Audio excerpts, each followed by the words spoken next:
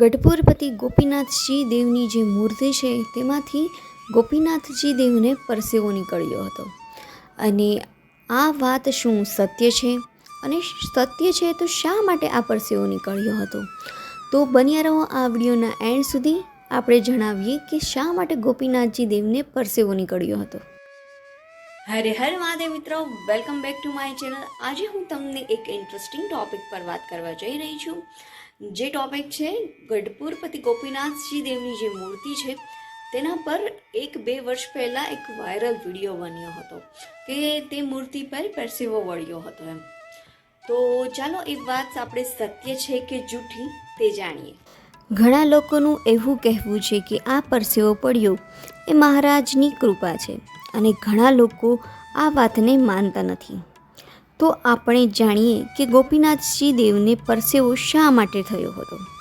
પરંતુ વિડીયો જોતાં પહેલાં મારી આ ચેનલને સબસ્ક્રાઈબ કરી દો, વિડીયોને લાઈક કરી દો અને કમેન્ટમાં જય સ્વામિનારાયણ લખવાનું ભૂલતા નહીં.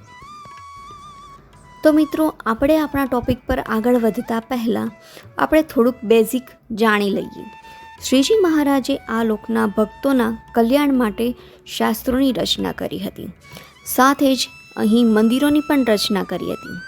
મંદિરમાં મૂર્તિની પ્રાણ પ્રતિષ્ઠા કરી હતી. મૂર્તિમાં દેવત્ય મૂક્યું. શ્રીજી મહારાજે અમદાવાદ અને ભુજના મંદિરોમાં ભરતખંડના જે મુખ્ય દેવ છે નર નારાયણ, તે દેવની મૂર્તિની પ્રતિષ્ઠા કરી હતી. ત્યારબાદ અક્ષરધામમાં જે મહારાજનું સ્વરૂપ છે તે શ્રી હરિકૃષ્ણ મહારાજને વડતાલના મંદિરમાં પ્રતિષ્ઠા કરી હતી. સમય જતાં પોતાના અંગે અંગ માપની ગોપીનાથજીની મૂર્તિની પ્રભુએ ગઢપુરમાં પ્રતિષ્ઠા કરી હતી. હવે આપણે વાત કરીએ તો ગોપીનાથજી દેવને પરસેવો કેમ વળ્યો હતો.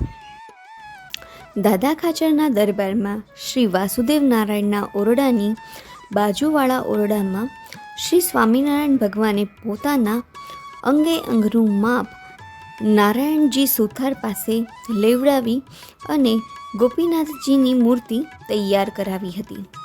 ત્યારબાદ ગઢપુરનું મંદિરનું કાર્ય પૂર્ણ થયું ત્યારે સ્વામિનારાયણે પોતે મધ્ય સિંહાસન પર ગોપીનાથજીની મૂર્તિની સ્થાપના કરી હતી. અને તે વખતે ગોપીનાથજીની મૂર્તિમાંથી મહારાજ સાક્ષાત પ્રગટ થયા હતા અને તેમાં ફરી સમાઈ ગયા.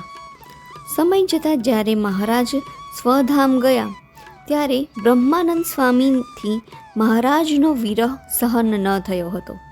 બ્રહ્માનંદ સ્વામીએ ગોપીનાથજીની સમક્ષ પધારી રુદન કરતા હતા. તે વખતે પણ ગોપીનાથજીની મૂર્તિમાંથી મહારાજ પ્રગટ થયા અને બ્રહ્માનંદજીને હાર પહેરાવી સાંત્વના આપી હતી.